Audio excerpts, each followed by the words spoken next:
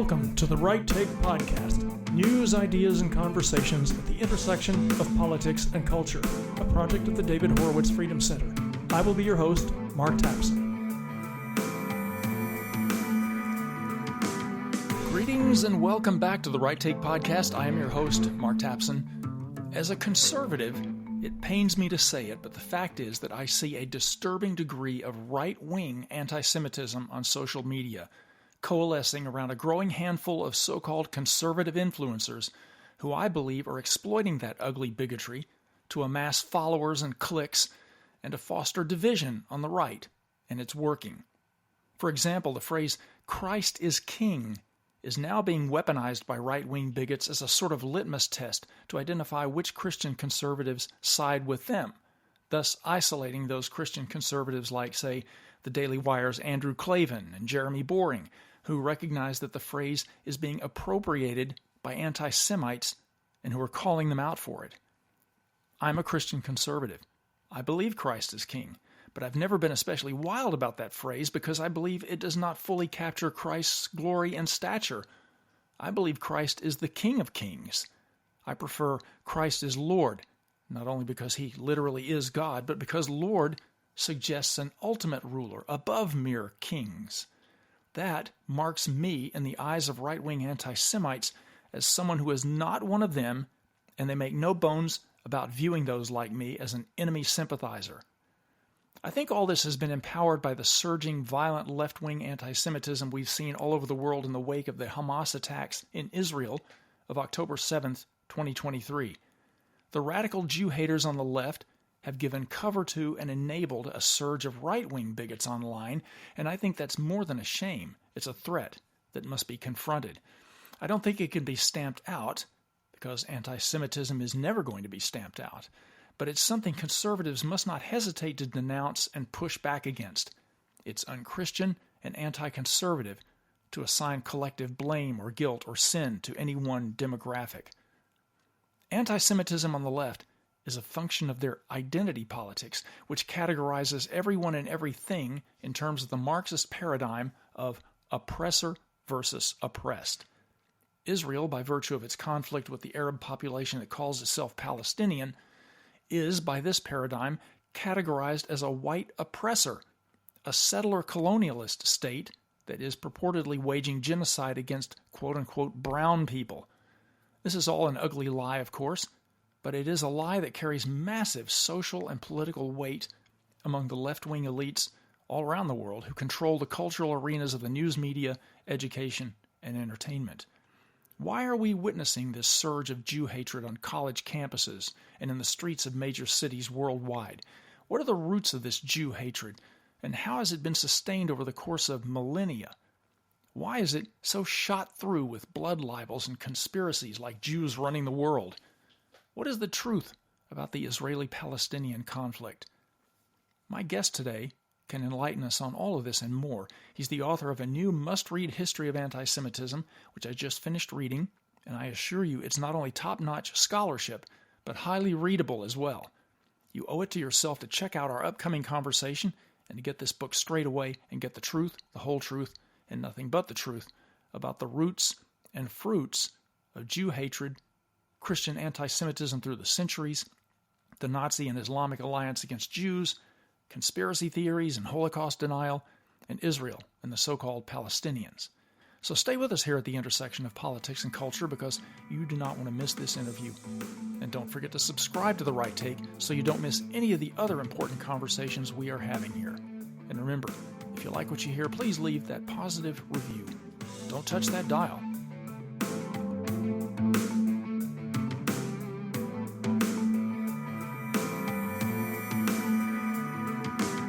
My guest today at the intersection of politics and culture is an astoundingly accomplished author, scholar, thinker. He's a Shillman Fellow at the David Horowitz Freedom Center, the director of the essential website Jihad Watch, the author of, I think, 30 books now, ranging from political commentary to history to theology to biography, not to mention his prolific daily commentary at the Freedom Center's website Front Page Mag and also PJ Media. A true scholar and a gentleman, Robert Spencer, welcome to the Right Take podcast again. Always good to talk to you, Mark. Thank you. My pleasure, believe me. Robert, the last time you were on, we talked about your book, Muhammad, A Critical Biography. That was just about 4 months ago. And now you have released a brand new one called Antisemitism, History and Myth, about which Dennis Prager, a pretty serious authority on the subject, has said, quote, "I do not believe a more important book on anti-Semitism has ever been written," unquote. That is high praise. I've read the book and I completely agree, but I might add that a timelier book on anti-Semitism has never been written. Robert, ever since the Hamas attack in Israel a year and a half ago, when you would think that the world would come together in sympathy with the victims and to condemn the barbaric war crimes that were committed on October 7th, 2023, the world has witnessed an absolute tsunami of murderous Jew hatred sweeping through major cities around the world. In the book, you call it the return of an ancient evil. Why is it surging again? Well, I think that it's not an organic thing, Mark. It's a byproduct of a concerted campaign that is being undertaken by some wealthy interests. The evidence for that is all around us. One of the indications of that is that, of course, we saw on campuses all over the country these demonstrations in favor of Hamas, including the notorious encampments featuring people camping out on their various campuses in protest against Israel's actions in Gaza. And what was noteworthy about the encampments on many of these university campuses is that everybody had the same tent. And so it wasn't as if these kids just decided to go out and camp out on campus and used whatever equipment they had at hand. They were supplied these tents in order to carry out these demonstrations. And, well, that was just one indication that this was astroturfed and not an organic protest. You write at the beginning of the book that you are not Israeli or Jewish, so what compelled you to write it? I was actually kind of shocked after October 7th that I assumed that people that I admired, people that I had worked with in various contexts, people whom I thought were sensible, were going to be appalled at the Hamas jihad attack and supportive of Israel's measures for self-defense. And I was shocked, actually, without any exaggeration, quite shocked to discover that at least two of the people that I had admired and worked with in the past, a former writer for Jihad Watch was one of them, they were not only not supportive of Israel, but were actively sending me all this incredibly anti-Semitic material, writings by the leftist Marxist ideologue Max Blumenthal, ancient anti-Semitic rumors and conspiracy theories and so on. And I thought, this is astonishing. I thought these things were dead and buried, or that such people were discredited, at least among patriots. And so I thought, well, if that's not the case, then I'm going to have to try to address this. And that's what the book is designed to do. Well, there's so much crucial information in the book that needs to be shared. I hardly know where to begin. So let's just start with the beginning. Let's start with the origins of anti-Semitism. You lay out 4 principal sources for it. And I don't want you to have to give away too much about the book, too many spoilers, but maybe you could elaborate a little on a couple of those principal sources. Oh, absolutely, yeah. It's Christianity, Islam, National Socialism, which is Nazism, and International Socialism, which is communism. And a lot of people will say, wait a minute, Christianity? And that's a perfectly reasonable caveat, because after all, Christianity is the only one of the 4 that has repudiated anti-Semitism and rejected it as a valid Christian option. Nonetheless, Christian anti-Semitism has a long and sorry history, which I sketch out in the book.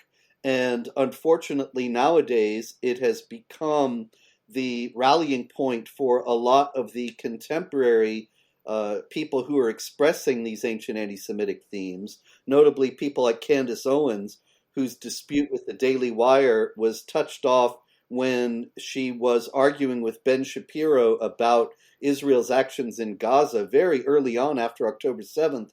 And then she posted Christ is King.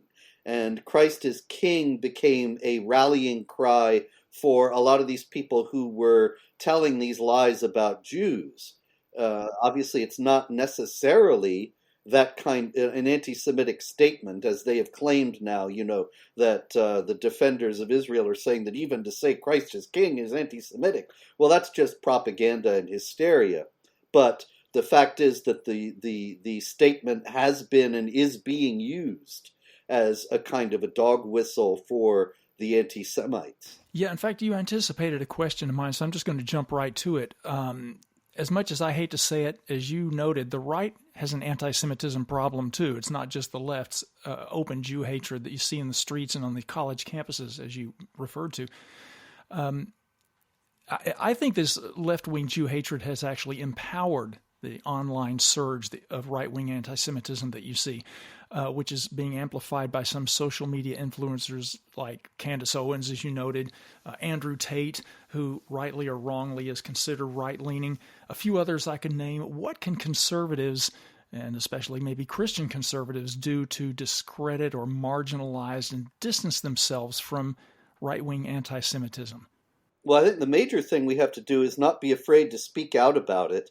And the fear is indeed pervasive, because when you have somebody like Tucker Carlson, somebody of that stature and magnitude on the contemporary scene, platforming a crackpot pro-Nazi pseudo-historian such as Darryl Cooper, then a lot of people on the right, they think, well, my goodness, I don't want to throw Tucker Carlson under the bus. He's hanging out with Trump and he's very well connected and he's very powerful.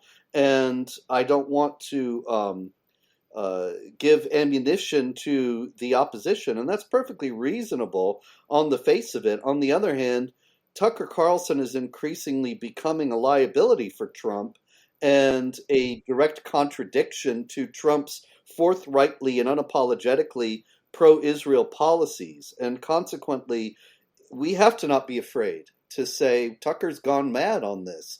And there's no justification for giving so much air to this historian who actually is repeating Hitler's talking points from World War II and portraying Churchill as the villain of the times. This is just sowing incredible confusion and discord. And so, Tucker Carlson isn't infallible or perfect, and he has to be called out on this. Yes, I agree. What a disappointment Tucker has become, I'm afraid to say. You mentioned Hitler.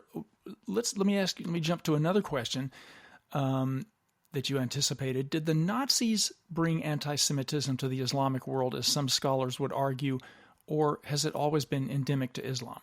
Yeah, that's a very important point, Mark, because years ago, actually, I debated the German scholar Matthias Kunzel on this, and he's still out there. It's kind of amazing because during our debate, he backtracked and acknowledged that Islamic anti-Semitism had a firm basis in the Quran and in Islamic tradition. But actually, he has published and asserted many times, and he's still out there doing it to this day, that the Nazis brought anti-Semitism into the Islamic world, that it's not really organic or intrinsic to Islam.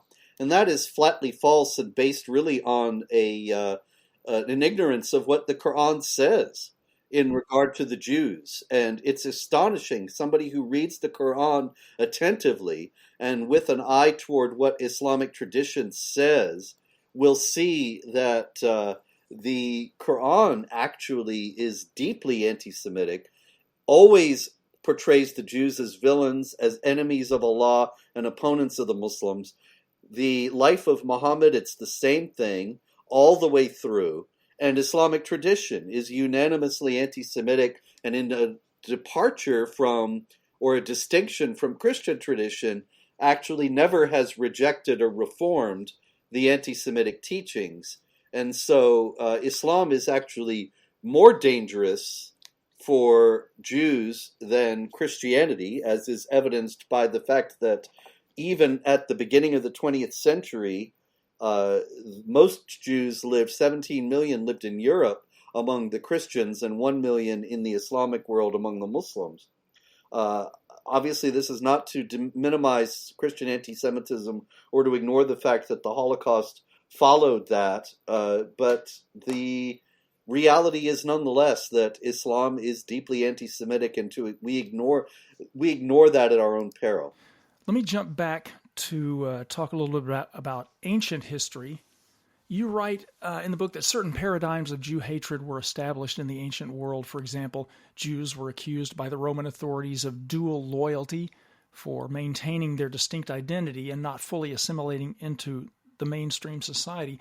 But that's a paradigm we still see operating even today, isn't it? Yeah, it's kind of wild how much a lot of the things that are going around among the so-called groypers, I'm not sure I'm saying that right, but anyway, Nick Fuentes and his crowd and Candace and all that, a lot of the things they're saying, which people think are so cutting edge and daring in breaking from the norms that have prevailed over the last few decades, they're actually just ancient anti-Semitic themes that go back to, as you noted, to before Christianity in the Roman Empire. And it's wild that there are things in the Roman sources, pre-Christian sources, about how the Jews carry out these terrible rituals and do these terrible things in the temple that violate the stated tenets of Judaism. And this is something that we still hear nowadays, although of course there's no temple nowadays. The idea remains that they have these terrible secret teachings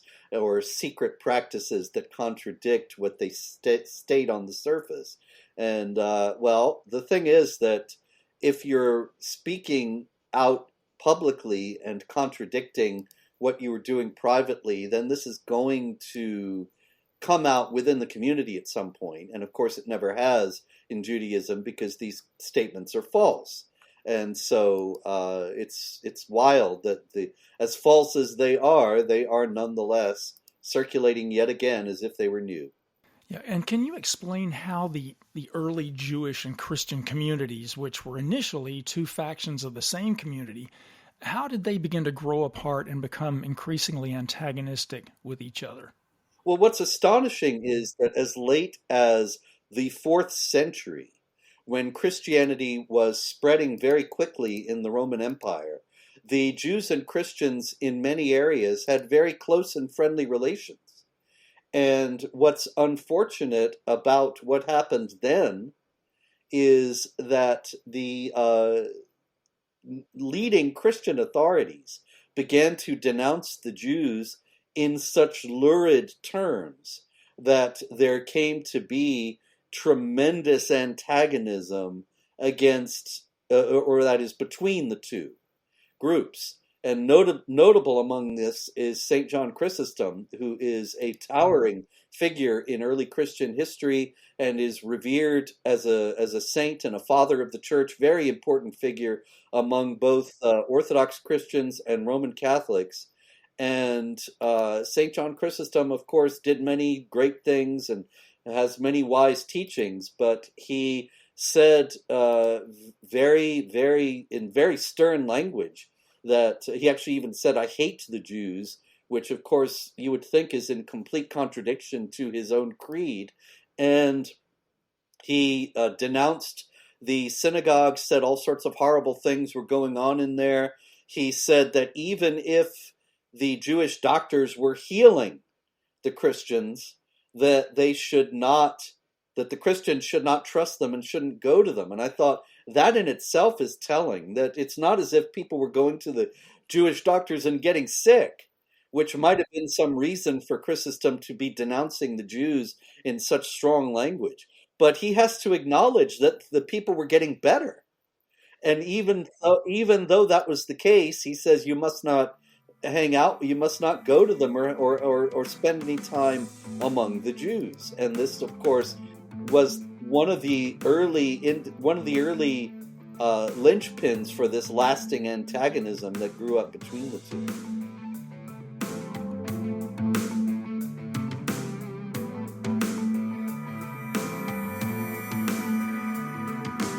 wasn't just the early church or the Catholic Church down through the centuries, because when the Reformation came along in the 16th century, and Martin Luther revealed himself to be not exactly a great friend of the Jews also, huh? Yeah, it's really astonishing. Nowadays, of course, you don't hear anything about it, and Luther is a respected figure among Protestant Christians of all denominations, to the degree that you could even say he's a kind of saint if they had saints. And yet, if you read what Martin Luther wrote about the Jews, it is incredibly virulent and intemperate, and is just the kind of language, the kind of violent language that leads to, you could see why Jewish communities in Europe would be attacked by Lutherans, because they would think that in doing so they were being righteous. And this has unfortunately been a tendency among Christians. Of course, we have to acknowledge that the Catholic Church, as well as the Lutherans, as well as the Orthodox and many other groups, have repudiated anti-Semitism. And so people who go back to what Luther said and take it as some kind of enduring wisdom, they are out of step with their own traditions. But nonetheless, these writings caused a lot of damage at the time they were written. Yes, and also, as you note in the book, it laid the groundwork for the rise of Hitler and Nazism and his ability to demonize Jews, didn't it? Yeah, see, Hitler, it's terrible because Hitler, of course, is really the worst person who ever lived in the popular mind today, and there's a lot of justification for that. And so it is something that is widely contentious. Everybody wants to hang the group that they oppose with the mantle of being like Hitler. And the one aspect of that is that Islamic apologists, who I deal with, of course, quite often, they insist that Hitler was a Christian and point to elements of Hitler's own speeches and writings where he avows the Christian faith. And so it looks like, wow, they've really got a case. Hitler was a Christian. And of course, they ignore the fact that Nazism itself was a rejection of Christianity, that Hitler persecuted the church, and he even said that he wanted to crush Christianity. And once the war was successfully concluded, of course, he lost instead, and so he didn't get a chance to do that. But the thing about Hitler and Germany is that whatever Hitler was, even if Nazism was or I should say National Socialism was a neo-pagan, anti-Christian movement, there's no doubt that Germany was a largely Christian country at the time that Hitler became chancellor. And as a result, there were many people who were professing Christians who were enthusiastic about Hitler and went ahead and joined into the persecution of Jews involved in the Holocaust, and even before the Holocaust began, as the Jews were marginalized and persecuted in Germany. And so it can't be denied that the groundwork for that, for the Christians' willingness, many Christians' willingness to go along with Hitler, the groundwork for that was laid by Martin Luther and other Christian anti-Semites who seemed to give a justification for the idea that the universal obligation of charity just doesn't apply to these Jews, their wickedness being so great that seizing their property, exiling them from the land, even killing them could be justified. And speaking of the Holocaust, why does Holocaust denial continue to be such a prominent theme among anti-Semites? I mean, the Holocaust is one of the most well-documented incidents in human history, and despite that, Holocaust denial still thrives. Why is that? Well, I think that it is an enduring thorn in the side of the contemporary anti-Semites because uh, it's very easy and it's completely justified to say, if you keep on with this intemperate rhetoric and keep on blaming the Jews for everything and demonizing the Jews and saying that they're this corrosive, subversive element in society, we have seen now what it leads to. It leads to genocide. And consequently, you're playing an extraordinarily dangerous game. And it's not innocuous, it's not a joke, and it's not just a matter of the freedom of speech.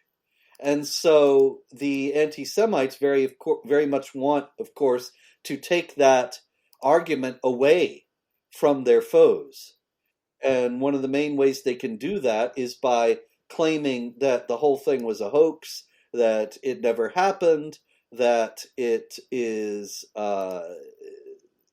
something that actually the wicked, subversive Jews who are trying to destroy society actually cooked up in order to give a cover for their actions. And so it goes back and forth on that basis. You cite in the book and explain all the blood libels and conspiracy theories associated with Jews, such as Jews running the world and kidnapping Christian children. Why would so many people worldwide, across so many centuries and even today, as we've talked about, continue to make such claims like these that have no basis in reality? Why have they persisted? Well, in a certain sense, they become self-perpetuating. That nowadays, for example, you hear nowadays very often, if you go to look on Twitter, X, and look at the anti-Semites who unfortunately are all over my feed because I wrote this book and in the course of doing research convinced the algorithm that I really wanted to see people saying hateful things about Jews. And so I still get it all the time. And I see people repeating, for example, very frequently, this statement that the Jews have been expelled from 109 countries, and we're supposed to believe that it's always the fault of the countries that kicked them out and not of the Jews. Well, that's actually the case, because if you look, and I discuss some of these expulsions in the book, if you look at what was going on, it's invariably that people would start rumors that didn't have any basis, or that Jews were being tortured and forced into false confessions, and then the whole community was expelled on that basis.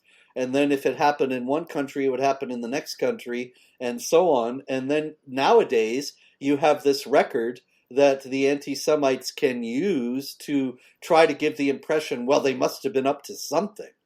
And so it becomes self-perpetuating. But ultimately, it goes back to what I think is the common aspect of what I mentioned before as the four primary sources of anti-Semitism, and that is Christianity, Islam, National Socialism, and International Socialism, that the Jews are irreducible, that the larger community wants them to become part of the community. And the Jews have been the group that doesn't want to assimilate all through history. That the larger community has wanted the Jews to assimilate and lose their distinctive identity and join the larger community all through history. And instead of doing so, the Jews, whatever the larger community was, whether it was Christian or Muslim or Nazi or communist, they didn't want to join it. They wanted to maintain that distinctive identity. And so the people who were the proponents of the larger community began to see them as an enemy. And this has recurred throughout history because people do have a tendency toward assimilation and conglomeration and collectivism. And of course, we know as American patriots that there are limitations to the collective. It's not always a good thing. As a matter of fact, it's often a bad thing. And so we stand against it in defense of individual rights. And in the same way, thus, we stand against anti-Semitism as being also an attempt to force the Jews into the collective, whatever the identity of that collective may be. Robert, can you address the issue that always comes up in discussions of anti-Semitism and Israel, and that is it anti-Semitic to be anti-Zionist? Well, of course, it is not anti-Semitic to be anti-Zionist or anti-Israel, but it's a very fine line. Because, for example, when you're talking about anti-Zionism, really, it's very hard. As a matter of fact, I think I need to retract that and say it's not anti-Semitic to criticize Israel, but it is anti-Semitic to be anti-Zionist, because Zionism is merely the idea that the Jews can return to their homeland and live there. And so what's the problem? Nobody would say that the Congolese have no right to their homeland, or the Mongolians have no right to their homeland, or any other group. And even if they had not lived there for some time, or most of them had not lived there, because we have to remember that there were actually Jews in the Holy Land all throughout history who never left. And in any case, though, if some of them left and returned, do they not have a right to do that if they are not seizing the land, as is the false claim, but buying it and coming by it on a completely legitimate basis? Then why is it that the Jews only, of all people in the world, don't have a right to their own homeland? And nobody would say that about any other people in the world. And so, yeah, I think that anti-Zionism is anti-Semitic. Also, it's, of course, an endorsement. If you're against Zionism, if you want it destroyed, then you are, whether knowingly or not knowingly, you are endorsing the Islamic Jihad against Israel, which is based on the principle that the Jews have no right to that land because it belongs by right to Islam forever, since Islam ruled it at one time. And that's not a premise I want to endorse. And so I don't think that any non-Muslim should endorse it or is wise to do so. And so it goes back to things that really Westerners should know better than to get behind. But of course, most of them don't know better. This isn't a question that is specifically about anti-Semitism, but the America First movement, which I generally subscribe to, has a lot of adherents who argue that we should distance ourselves from Israel and the conflict in the Middle East, and that we should end military and financial aid to Israel. But our new president, Donald Trump, is arguably the greatest friend that Israel has ever had in the Oval Office. Do you see in that, and in the appointment of Mike Huckabee as ambassador to Israel, do you see in that hope for the future of Israel and stronger ties between us and Israel? Yeah, I do see that as hope for the future of Israel. And I want to address the idea that to be America first would mean to repudiate Israel. Of course, this is a very common claim, and the Groypers, so-called, the Nick Fuentes crowd, they insist that it is simply an intrinsic element of their America First principles that they cannot support the U.S.-Israel alliance, and they think that it's wrong. You never see them, however, saying the U.S. should not be allied with Great Britain as part of America First principles, or the U.S. should not be allied with France or Germany or any other U.S. ally. It's only Israel that comes in for this treatment. And you got to wonder, is it wrong for the U.S. to have allies? Obviously, it's not. And they don't think it's wrong for the U.S. to have allies, or they would be objecting to all the other alliances. And so if it's not wrong for the U.S. to have allies, why is it only wrong for the U.S. to be allied with Israel, and only not America First for the U.S. to have this one alliance? It doesn't really make any sense. And it reveals that the America First people are really just Jew haters who don't want America to be allied with Israel, but they are they don't want America to be allied with Israel because they have this animus toward Jews. They don't have any problem with the other countries because, of course, they're not Jewish countries. Yeah, I like to say that I believe in America first, but I don't believe in America alone. I think it's important that we actually have allies with whom we have not only economic and civilizational ties, but whom we also support militarily. In the dedication to the book and in your conclusion, you quote the words of Russian dissident Alexander Solzhenitsyn about the famous line, or his famous line about the line which separates good and evil running straight through every human heart. What was it about that quote that you found so important that you put it in the dedication and the conclusion? I think, Mark, that one of the biggest things that alarmed me after October 7th, in the recrudescence of all this anti-Semitic material, is the idea that the Jews are essentially responsible for all the evil in the world, and that there's been kind of this assumption that has become more and more current, that you look hard enough at pretty much any problem and you'll find the Jews behind it.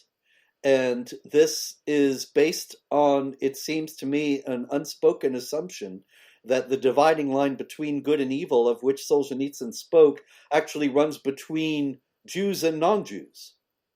And so I wanted to emphasize that in reality, as any Christian should be ready to avow, the dividing line between good and evil runs down every human heart. That is, everyone is capable of sin and evil, and everyone is capable of good.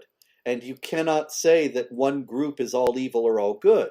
This is basic Christianity. And so anybody who professes Christianity, such as Candace Owens or Fuentes, they ought to be affirming this, and thus denying the idea that the Jews are some uniquely evil people.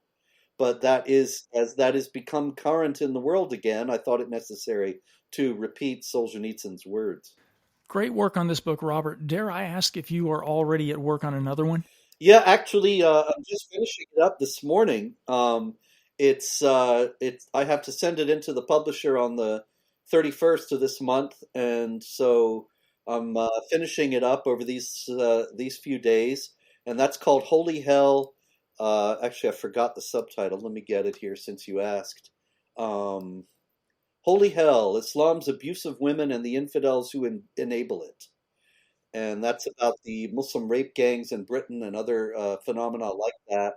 And that'll be out in November, if all things stay on track. And then I've actually already finished the one that'll be after that. Ordinarily, you'd think they would come out in order, but the publishers thought that this one about the rape gangs would get more interest. So that's coming out in the fall. And then in the spring, we'll have one called The Tragedy of Islam, Failure and Excuses. That one is already finished, and that one is about how Islam is bad for both individuals and societies, makes for societal failure and individual disaster. And that'll be out, as I say, next spring. Can't wait till both of those come out. I know I joke a lot about how prolific you are, but it's just astonishing to me how much output you are capable of keeping up. Thank God for that. Robert, how can people keep up with you on the internet? Thanks, Mark. I'm at jihadwatch.org, jihadwatch.org, which is the only online news source for all your jihad news around the world, and at jihadwatchrs on Twitter. Robert Spencer, thanks again for joining us again at The Right Take, and keep up the great work. Mark, thanks. Always a pleasure to talk to you. Listeners, do not fail to get a copy of Robert Spencer's latest book, Antisemitism, History and Myth. It is an absolute must-read for getting at the truth of one of the most critical issues of our time, an issue that's often buried under layers of lies and misconceptions. And thank you for joining us. Don't forget to subscribe to The Right Take so you don't miss any of the important conversations we are having here. Remember, if you like what you hear, please leave a positive review. See you next time. The Right Take with Mark Tapson is a project of the David Horowitz Freedom Center and Front Page Magazine. Unauthorized reproduction of this podcast without express written consent is prohibited.